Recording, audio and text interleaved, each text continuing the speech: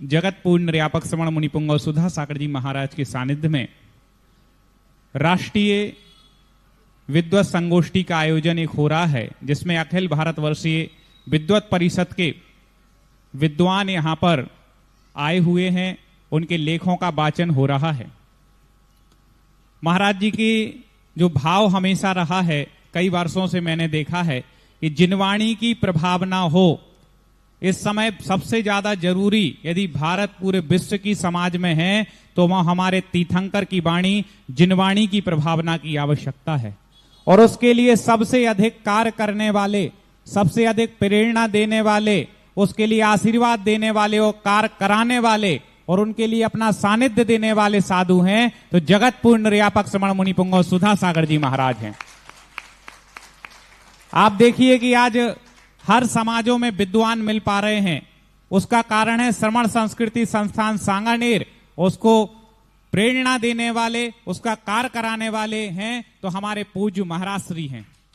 आज सांगानेर संस्थान के माध्यम से, परीक्षा बोर्ड के माध्यम से ज्ञान की प्रभावना के लिए लगभग पूरे भारतवर्ष में 1000 पाठशालाएं चल रही हैं, तो उनकी प्रेरणा देने वाले भी पूज्य जगतपूर्ण निर्यापक श्रवण मुनि पुंगव सुधा सागर जी महाराज हैं। सबसे बड़ी बात आई कि लोग स्वाध्याय में नहीं बैठ रहे थे। महाराज से हम लोग भी स्वाध्याय कक्षाएं लेते थे, जो जब तक 12 वर्षीय पाठ्यक्रम शुरू नहीं हुआ था तब तक स्वाध्याय करने वालों की संख्या बहुत कम थी। लेकिन जब से आपने 12 वर्षीय पाठ्यक्रम आपके चिंतन में आया और आपने यहां से उद्घोष किया और पूरे भारतवर्ष के लोग उसमें स्वाध्याय में जुड़े, तो आज जहां भी स्वाध्याय सभाएं लगती हैं वहां भीड़ लगी रहती है स्वाध्याय करने वालों की। तो 12 वर्षीय के माध्यम से भी ज्ञान की प्रभावना महाराज जी की प्रेरणा से हो रही है। और विद्वान वर्ग सांगानेर के हों चाहे विद्वत परिषद के हों, जहां जाकर के भी प्रभावना कर रहे हैं, सबके लिए प्रेरणा पूज्य श्री की ही है। अब आप देखिए कितनी अभूतपूर्व जिनवाणी की प्रभावना महाराज श्री के द्वारा हो रही है। हर एक व्यक्ति बात करता है कि जिनवाणी की ज्ञान की प्रभावना हो। आप बताएं इससे ज्यादा ज्ञान की प्रभावना और कहां हो सकती है। तो ये बहुत बड़ा उपकार पूरे भारतवर्ष और विश्व भर की समाज पर जगतपूर्ण निर्यापक श्रवण जी का है कि आज हर एक व्यक्ति को, हर एक परिवार के, हर एक के मोबाइल में ऑनलाइन कक्षाओं के माध्यम से आप घर बैठ करके भी स्वाध्याय कर पा रहे हैं। ऐसी व्यवस्था महाराज जी ने बना दी है। अब इससे बड़ी क्या प्रभावना होगी। हे गुरुदेव, आज सारे विद्वान आपकी इस प्रभावना की चर्चा, अभी हम लोग बैठे थे तो बात चल रही थी कि जिनवाणी की कितनी अभूतपूर्व प्रभावना, जिनको कहते हैं जिनवाणी के उपासक, क्योंकि महाराज जी तो उसी लिंग को धारण किया है जो महावीर भगवान ने धारण किया था, और उनकी वाणी की प्रभावना उस परंपरा को आगे बढ़ा रहे हैं। ऐसे जगत पूज्य के चरणों में पूरे भारतवर्ष की समाज उपकृत होते हुए नमन कर रही है कि गुरुदेव आपने हम सबको जिनवाणी से जोड़ा। और आज की प्रथम जिज्ञासा भी जिनवाणी के ही पुत्र प्रकांड विद्वान डॉक्टर नरेंद्र जैन जी टीकमगढ़ से हमारे बीच में उपस्थित हैं। वेद विशेष में जाकर के जिन्होंने धर्म की प्रभावना की, अनेक शोध लेख जिन्होंने लिखे, ऐसे प्रकांड विद्वान हमारे बीच में उपस्थित हैं। इसके बाद जिज्ञासा रखेंगे श्री आलोक जी जैन मोदी ललितपुर। जगत पूज्य परम पूज्य निर्यापक मुनि श्री के चरणों में त्रिवान नमोस्तु। पूज्य शुल्लक वर्णी जी के चरणों में विनम्र प्रणति, शुल्कद्वय के चरणों में विनम्र प्रणति।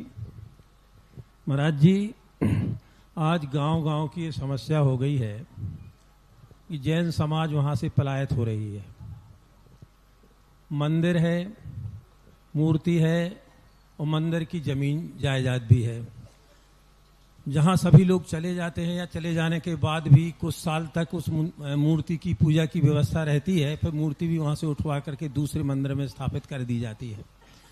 अब समस्या वहां पर यह है कि उस मंदिर का क्या करें, उस जमीन जायदाद का क्या करें। दूसरी बात इसी से जुड़ी हुई एक प्रश्न और है कि जो वहाँ पूजन पद्धति है या कुछ क्रियाएं हैं, तो इस विषय में जब आचार्यों या मुनिराजों के प्रति श्रद्धा भक्ति होने के बावजूद भी सैद्धांतिक कोई मतभेद नहीं, लेकिन व्यवहारिक चीजों में, कोई क्रियाओं में अगर वैचारिक मतभेद उत्पन्न हो जाता है तो क्या उनके प्रति हमारी भक्ति और श्रद्धा खंडित हो जाएगी? क्या खंडित हो जाएगी? श्रद्धा और भक्ति उनके प्रति। देखो, ये जो मंदिर जो बनते हैं दो प्रकार के होते हैं, एक अकृत्रिम और एक कृत्रिम। कृत्रिम मंदिर के दो रूप हैं, एक तीर्थ रूप में और एक आवश्यकता के रूप में। जो आवश्यक रूप में मंदिर बनाए जाते हैं वो अपने देव दर्शन आदि के लिए बनाए जाते हैं। जब व्यक्ति उठ गया तो मंदिर भी उठना चाहिए, और नहीं उठेगा तो चोर उठा लेंगे, दूसरे लोग अतिक्रमण कर लेंगे, क्योंकि उद्देश्य था देव पूजा दर्शन आदि का बनाते समय। क्योंकि लोग श्रावक रहते थे, उद्देश्य ही रहता कि हमारे परिवार का देव दर्शन वगैरह हो। अब जब देव दर्शन करने वाले ही नहीं रहे तो देव का वहाँ रहना कोई मतलब नहीं निकलता।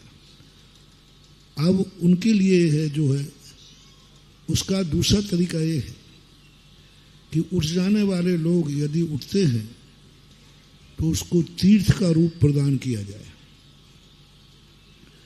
कई मंदिर हैं जो तीर्थ के रूप ले लिए। पहले सामान्य मंदिर थे, आज वो एक बहुत बड़े महातीर्थ के रूप में परिणत है। आज वो सारे जगत के तीर्थ बन गए। सामान्य मंदिर थे वो। आज चांदखेड़ी का एक मंदिर था, सांगानेर का एक मंदिर था, और भी बड़े बड़े क्षेत्र हैं वो सामान्य एक मंदिर थे। लेकिन उनकी अतिशयता इतनी प्रकट हुई कि आज वो सारा जगत उनको तीर्थ मान रहा है। उसकी शुरुआत करने का एक तरीका है कि वहाँ पर आसपास रहने वाले लोगों को प्रभावित किया जाए, वो वहाँ अभिषेक करने जावे। नहीं होता है तो एक वहाँ मैनेजर रखें, वो पूजा भक्ति करे, और जितने लोग वहाँ से गए हैं वे साल भर में एक बार आकर के सामूहिक रूप से वहाँ पूजन विधान करें, श्री जी की रथ यात्रा करें, और धीरे धीरे करके उसकी प्रसिद्धि इतनी हो जाएगी कि लोग भूल जाएंगे कि ये मंदिर है, लोग समझ जाएंगे कि ये तीर्थ क्षेत्र है। और तीर्थ क्षेत्र की यदि प्रसिद्धि हो गई तो फिर तीर्थ क्षेत्र सारे उजड़े स्थानों पे होते हैं, जंगलों में ही होते हैं, लेकिन फिर भी तीर्थ चल रहे हैं कि नहीं चल रहे। थुवन जी क्षेत्र जो है, एक थुवन जी गांव की नसिया थी। एक नसिया जैसे होती है निकटवर्ती गांव के बाहर, वो नसिया थी थोबन गांव की। साल भर में विमान जी जाते थे। तीर्थ की स्थापना नहीं हुई थी, एक नसिया की स्थापना हुई थी। आज वह थुवन जी क्षेत्र उजड़ गया। थुवन जी गांव में सब कुछ खत्म हो गया, लेकिन वह नसिया आज एक महातीर्थ का रूप ले लिया। उसके लिए जो उठने वाले लोग हैं, सबसे पहले उनको समर्पित करना पड़ेगा।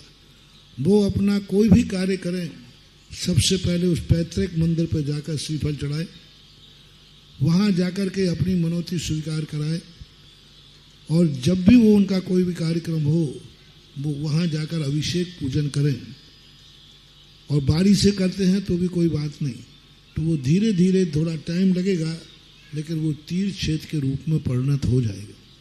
यदि तीर्थ क्षेत्र का परिणत नहीं कर सकते हैं तो मंदिर को उठा लेना चाहिए, और ज़्यादा है तो उस मंदिर को ताला लगा करके बंद करके खंडहर रखो। हो सकता है कभी वहाँ से रोड निकल जाए, हो सकता है कभी कोई गांव की जिंदगी बदल जाए, वो खंडहर मंदिर भी काम आ जाए। ऐसे एक दो स्थान राजस्थान में हुआ जहाँ लोग बसे, उन खंडहर मंदिरों को भी पुनः स्थापित कर दिया गया और उनको मंदिर चालू भी हो गए। और नहीं है तो एक तरीका है, जमीन जायदाद को बेच करके जहाँ मंदिर जावे वहाँ लगा दी जावे। अभी ललितपुर के बाद पाली का मंदिर उठाया, वहाँ की संपत्ति सब ललितपुर में नई बस्ती के मंदिर को प्रदान कर दी गई, और आज वहाँ अच्छे से ठाट बाट से पूजन हो रही है। रही बात वैचारिक मतभेद से, वैचारिक मतभेद यदि है तो वो धर्म कार्यों के बीच में नहीं आना चाहिए। अभी हमने जिन शासन एकता संघ को संदेश दिया कि आपके दो भाइयों में लड़ाई है संपत्ति को लेकर के, तो संपत्ति में तुम लड़ो, मैं नहीं कह रहा हूं कंप्रोमाइज करो, लेकिन संपत्ति के अलावा और कार्य कर रहे हैं तो वो हमारा भाई है, हम उसके भाई है। शेखर जी की यात्रा साथ करो, बाजार में साथ में निकलो, बस अब। लेकिन जमीन जी आज के आए तो तुम बन जाओ भरत और बाहुबली, लेकिन अन्य कार्यों में साथ रहो।